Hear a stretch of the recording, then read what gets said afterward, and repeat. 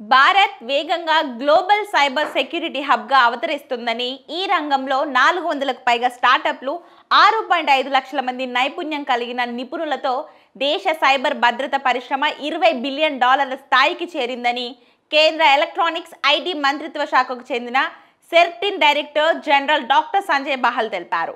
ఐరోపా సమాఖ్య EU దేశాల నుంచి వచ్చిన జర్నలిస్టుల బృందంతో జరిగిన సమావేశంలో ఆయన మాట్లాడారు. దేశంలోని ఆవిష్కర్తలు థర్డ్ డిటెక్షన్ ముప్పును గుర్తించడం, సైబర్ ఫోరెన్సిక్స్, AI ఆధారిత పర్యవేక్షణ వ్యవస్థల వంటి అత్యాధునిక పరిష్కారాలను అభివృద్ధి చేస్తున్నారని, సురక్షితమైన డిజిటల్ వాతావరణాన్ని నిర్మించడంలో ఇది కీలకమని ఆయన వివరించారు. ఇక ఆర్టిఫిషియల్ ఇంటెలిజెన్స్ అనేది రెండు వైపులా పదునున్న కత్తి లాంటిదని సంజయ్ బహల్ అభిప్రాయపడ్డారు.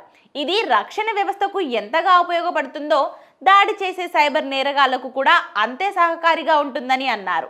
సైబర్ దాడులను నిజ సమయంలో గుర్తించడం, నివారించడం, ప్రతిస్పందించడం కోసం సెర్చ్ ఇన్ AI ఆధారిత విశ్లేషణలు, ఆటోమేషన్ సమర్థంగా వినియోగించుకుంటుందని తెలిపారు.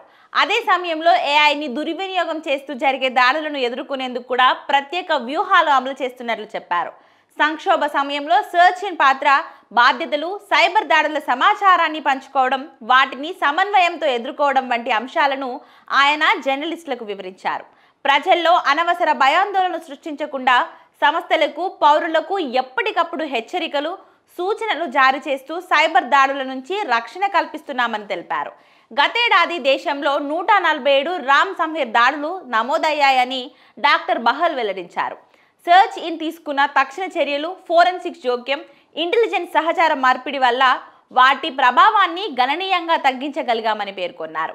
ఇక దేశీయంగా సైబర్ సెక్యూరిటీ పరిష్కారాలకు అభివృద్ధి చేస్తున్న స్టార్టప్లకు పాలసీ మద్దతు, ప్రత్యేక శిక్షణ కార్యక్రమాలు అందిస్తున్నట్లు ఐటీ మంత్రిత్వ శాఖ తెలిపింది. డిజిటల్ ఇండియా లక్ష్యానికి అనుగుణంగా ఫ్రాన్స్ జాతీయ సైబర్ సెక్యూరిటీ ఏజెన్సీ ANSSI వంటి అంతర్జాతీయ సంస్థలతో కలిసి పనిచేస్తూ పటిష్టమైన సైబర్ రక్షణ వ్యవస్థను నిర్మిస్తున్నామని అధికారులకు స్పష్టం చేశారు.